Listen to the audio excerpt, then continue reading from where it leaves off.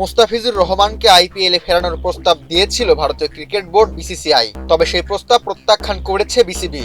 জাতীয় দৈনিক কালের কণ্ঠের এক প্রতিবেদনে এমন তথ্য উঠে এসেছে। নাম প্রকাশে অনিচ্ছুক বিসিবির এক পরিচালক জানান, আমরা যদি ভারতের প্রস্তাবটি গ্রহণ করতাম তাহলে তা ইনিংস ঘোষণা করার পর আবার সেই ইনিংসেই ব্যাটিং শুরু করার মতো হয়ে যেত। আমরা তাই সেটি গ্রহণ করিনি। ওদের স্বপ্ন পূরণে পাশে থাকতে পেরে আমরা গর্বিত।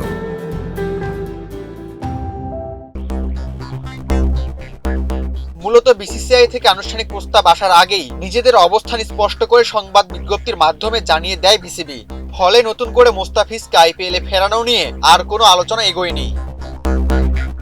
এর আগে কলকাতার স্কোয়াড থেকে মুস্তাফিজকে বাদ দেওয়ার পর গত রবিবার সামাজিক যোগাযোগ মাধ্যমে দেওয়া এক পোস্টে অন্তর্বর্তী সরকারের আইন ও ক্রীড়া উপদেষ্টা আসিফ নজরুল জানান, তিনি বিসিবিকে ভারতে না যাওয়ার বিষয়ে নির্দেশনা দিয়েছেন।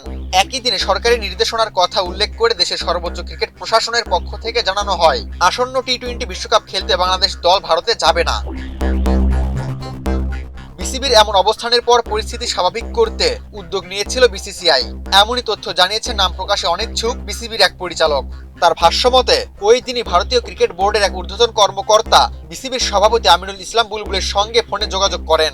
মুস্তাফিজকে আইপিএলে পুনরায় অন্তর্ভুক্ত করা হলে বাংলাদেশ দল টি-20 বিশ্বকাপ খেলতে ভারতে যাবে কিনা এ প্রশ্ন সরাসরি রাখা হয় বিসিবি সভাপতির কাছে। তবে ততক্ষণে বিষয়টি সরকারের সিদ্ধান্তের পর্যায়ে চলে যাওয়ায় আমিনুল ইসলাম বুলবুলের পক্ষে ইতিবাচক কোনো সাড়া দেওয়ার সুযোগ ছিল না।